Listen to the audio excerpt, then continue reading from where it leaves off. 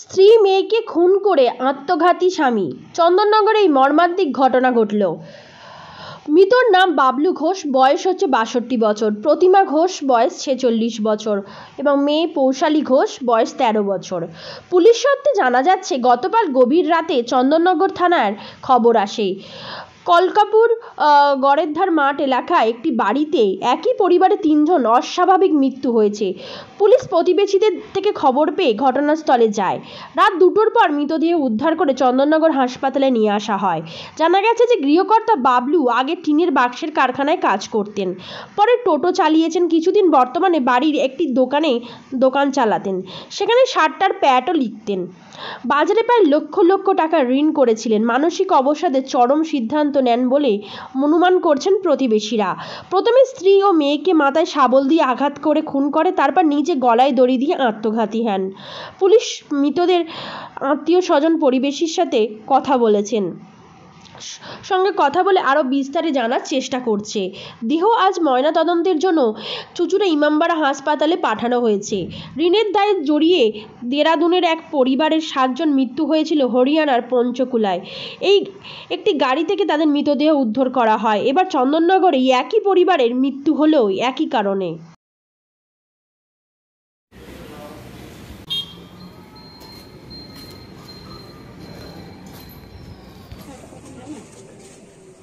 এখন তো দুটোর আগে তো কিছু না, দুটোর পরে আছে তারপরে যাবো, সব যাবো। রাত জায়গা তো এখন তো কোনো পোস্টমর্টমের কেস হবে, ডাক্তার আসবে, আস্তে আস্তে 12টা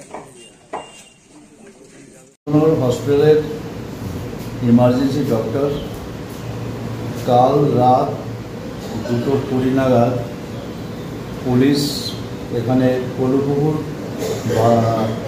বাগার ধার থেকে 3টে বডি নিয়ে এলো। এখানে তাদের শুনলাম নিজেদের মধ্যে গণ্ডগোলের জন্য, নিজেদের মধ্যেই মারপিট হওয়ার জন্য 3 জনেই মারা যান। তার মধ্যে মেয়ে আছে, ওনার বউ এবং উনি বাড়িওয়ালা। যেটা আমাদের খুবই ঘনিষ্ঠ ছিল, আমি তো নিতেই পারছি না যে চলে গেল, এরকম বুঝতেই পারছি না। কিরকম সম্পর্ক ছিল আপনার সঙ্গে? সম্পর্ক আমাদের সাথে খুব ভালো ছিল। আপনাদের সঙ্গে কোথাও যেত ঘুরতে? আমরা দীঘা যেতাম, পুরী যেতাম, এখানে সেখানে সব জায়গাতে। আমরা 3টে ফ্যামিলি ছিলাম, 5টা বন্ধু আমরা মেয়েদের মধ্যে। তাদের মধ্যে আমাদের 3টে ফ্যামিলিতে খুব ছিল, ঘনিষ্ঠ ছিল। যেখানে যাওয়ার আমরা সব ওইখানে ওদের সাথে 3টে ফ্যামিলি মিলেই যেতাম। কি শুনলেন আপনি? শুনলাম তো, দেখলাম, এসে দেখছি। কি দেখলেন?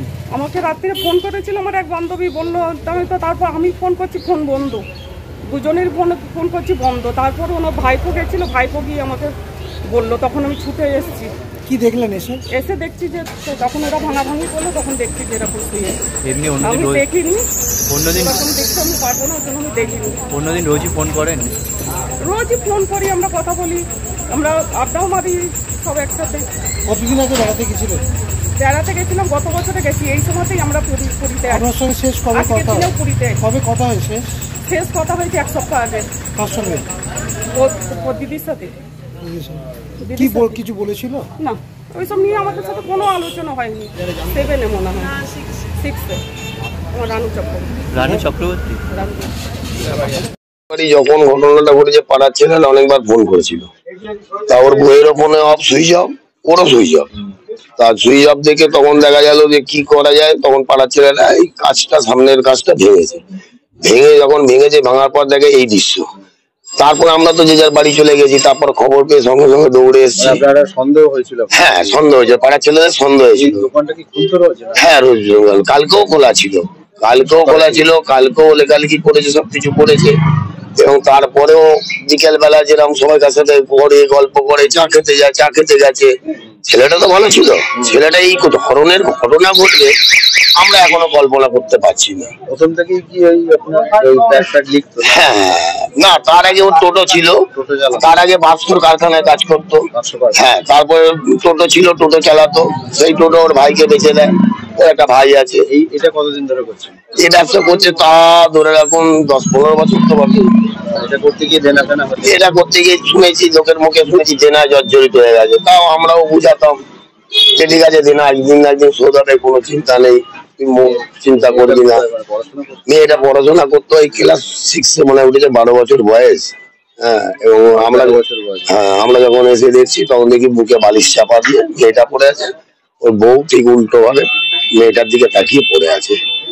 এই কিভাবে মেরেছে, রক্তাক্ত প্রচুর ছিল এবং একটা ছোট শাবল জাতীয় এলাম একটা পড়েছিল। আমরা যখন পুলিশকে ডাকলাম, পুলিশের সাথে সাথে আমরাও ঘরে ঢুকেছিলাম। তারপরে দেখি ওকে খুঁজে পাওয়া যাচ্ছে না, ছেলেটাকে খুঁজে পাওয়া যাচ্ছে না, স্বামীকে। তারপর ছাদে যখন উঠে লবিতে ওঠা যাচ্ছে তখন দেখছি গলায় দড়িতে ও ছুটছে, মানে এদেরকে মেরে দেওয়ার পর ও জড়িয়ে না, কেউ কোনো সাউন্ড পায়নি, পাড়া প্রতিবেশী কেউ সাউন্ডই বোঝা যায় যে একটা মারলে একটা চিল্লাবে বা কিছু, সেটা এরকম কোনো সাউন্ডও পাওয়া যায়নি। যে একটা বাচ্চাকে মারলে বা তারপরে বউকে মারলে তো চিল্লাবে, তো কেউ না কেউ তো চিল্লাবে, কিন্তু কেউ আশেপাশে বাড়ির লোক কেউ শুনতেই পায়নি। আমার নাম মানবেন্দ্র চক্রবর্তী। সকালবেলায় গেলাম, আমার একটা বাড়ির পরেই হচ্ছে আমার বাড়ি, আমার নাম প্রদীপ দে। এই ছেলেটাকে আমরা বহু বছর ধরে দেখেছি, খুব শান্তশিষ্ট ছিল। ও যে এরম ভাবে করে ফেলবে এটা কেউ স্বপ্নও ভাবতে পারিনি। এবং আমরা পাড়া প্রতিবেশী এটা আলোচনা করছি যে দেনা তো অনেকেরই হয়, ব্যবসা করতে গেলে বা সংসার চালাতে গেলে দেনা হয়। তার জন্য যে এরকম সুসাইড করবে, বিশেষ করে মেয়েটাকে মেরে দিয়েছে, এটা সবার মনে একটা মানে খুব প্রচন্ড মানে আঘাত করেছে আর কি। যে মেয়েটাকে, এত বাচ্চা মেয়েটাকে মারলে, তুই দেনা করেছিস ঠিক আছে, দেনা করে বাড়িটা বিক্রি করে দে, দিয়ে দেনাগুলো শোধ করে দে। তা না করে তুই বউটাকে মারলি, বাচ্চা মেয়েটাকে মারলি, নিজেই গলায় দিয়ে দিলি। এটা কি হলো? তোর কি দেনা শোধ হয়ে গেল? আজকে আমি মানে আরো ঘটনা এরকম আমরা দেখছি, শুনছি, শুনে আমার বাড়ির পাশে যেটা হবে এটা আমরা স্বপ্নেও ভাবতে পারিনি। আজকে এই মর্মান্তিক ঘটনা, আশা করি ওর আত্মার শান্তি কামনা করছি। আমরা তিনজন করি আমরা জানতে পারলাম আজ সকালে ও একটা এখানে দোকান চালাতো, সে যাই হোক আইন হোক বেআইনি হোক একটা দোকান চালাতে পেটের দায় করতো। ওটা এইটা করতে গিয়ে বাজারে প্রচুরও দেনা হয়ে যায়।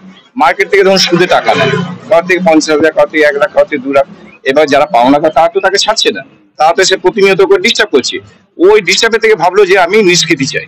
নিষ্কৃতি যে এইরকম পরিণতি হবে ভয়াবহ, এটা ও নিজেও ভাবতে পারিনি, বা আমরা প্রতিবেশীরা হিসেবে এটা ভাবতে মানে অকল্পনীয় ভাবনা। বলতো কি যে অনেক টাকা দেনা হয়ে গেছে। হ্যাঁ দেনা, ও ছেলেটা মানে কি, আপনি যদি 10টা চড় মারেন ও হেসে আপনার সঙ্গে কথা বলতো, মানে কাউকে বলতো না দেনা হয়ে গেছে, কিন্তু জানতো সবাই।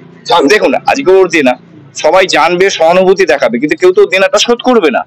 ওর দেনা ওকেই শোধ করতে হবে, কিন্তু শোধ করার ইয়েতে যে চরম পন্থাটাও বেছে নেবে, এটা আমরা পাড়া প্রতিবেশীতে কল্পনা করতে পারছি না। মানে এত খারাপ লাগছে, আমার খারাপ লাগছে, সবচেয়ে খারাপ লাগছে বাচ্চা মেয়েটাকে মারলো।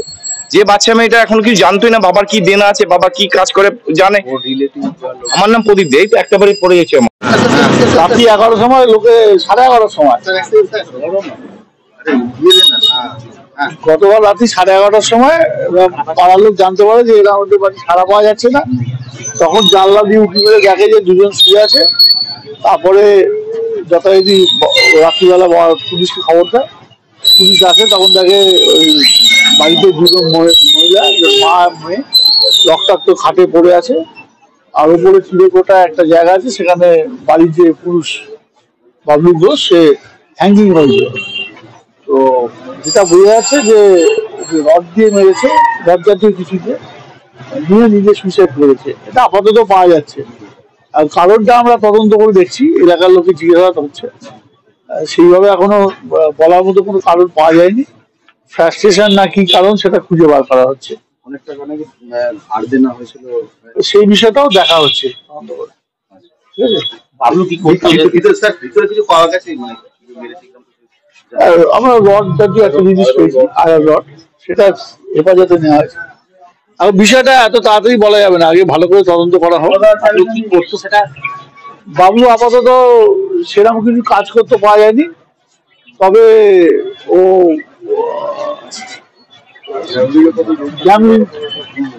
গ্যামলিং খেলাতে পাওয়া যাচ্ছে। ও আগে অ্যারেস্ট হয়েছে শোনা গেছে। তো এইটা কারণ না, আসল কারণটা আমরা খুঁজে বার করে দেখি কেন হয়েছে, কি বৃত্তান্ত, এর পিছনে কি আছে। কোনো অভিযোগ কি হয়েছে? অভিযোগ আমরা একটা পেয়েছি, তদন্ত শুরু হয়েছে, তো এখন দেখা যায়। অন্য কোনো ফাউল মানে বাইরে থেকে কেউ আসতে পারে বা এরকম সেগুলো দেখা হচ্ছে। পরিবারে আর কেউ ছিল না, এটা বাবা মা, স্বামী স্ত্রী আর মেয়ে। প্রাথমিকভাবে কখন হয়েছে? পরিবার বলতে গেলে তো আছে, ওর ভাইয়েরা তো পাশে পাড়া থাকে।